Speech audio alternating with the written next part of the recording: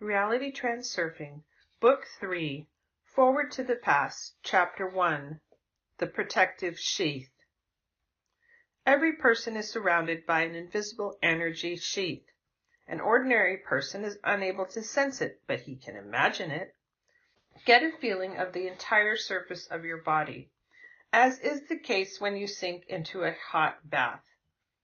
I'm not saying try to, just do it. When you are not trying but doing, it works right away, and there is no need to practice. The energy extends as a slow wave from the center of your body, emerging on the surface and getting into the shape of a ball. Imagine the ball enveloping you. This is your energy sheath. It doesn't matter that you cannot really feel it.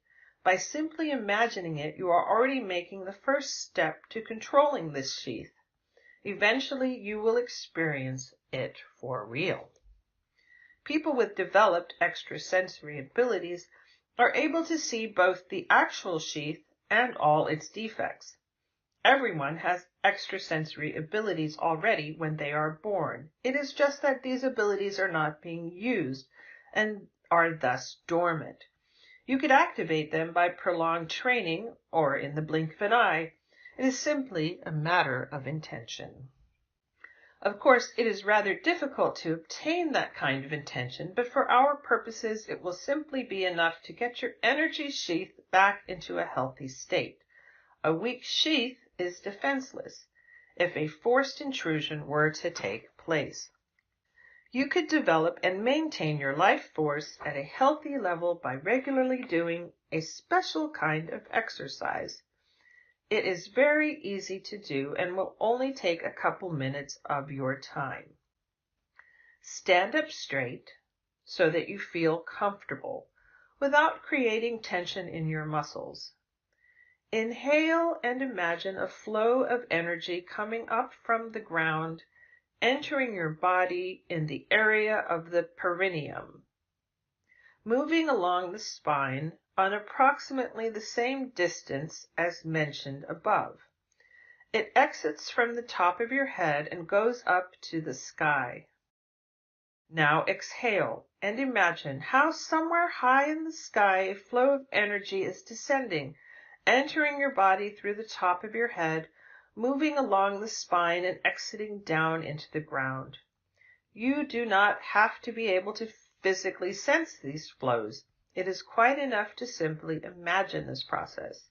As time goes by, your sensitivity will improve so that you will be able to sense the passage of these flows. Then imagine how the two flows are moving towards each other at the same time, without crossing over, each parallel to the other. At first, do it on your inhale and exhale, but with time, try to abandon the practice of connecting the streams to your breathing. You could make the streams flow faster, giving them more might with the power of your imagination, intention.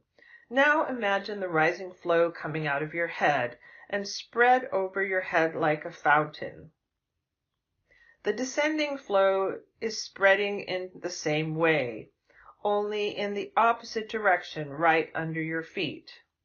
There are two fountains, one above and one below you. Connect the splashes of the two fountains in your mind so that they end up inside an energy sphere.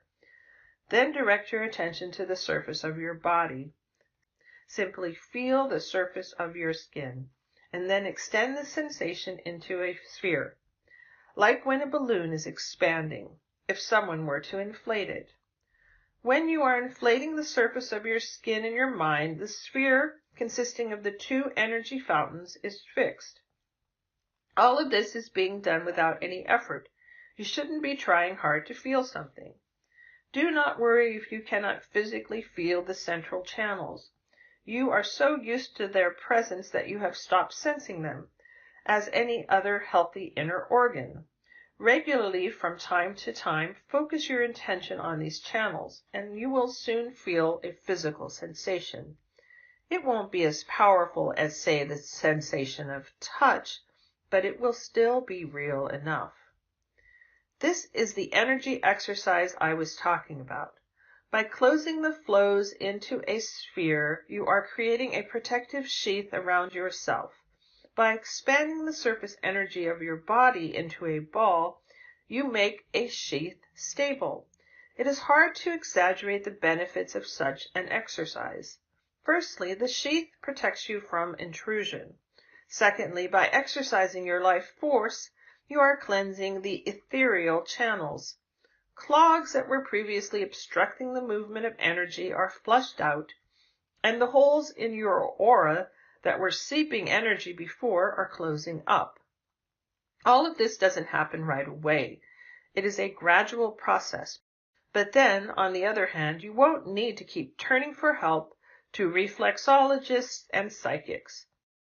You are restoring the normal flow of energy in your body yourself.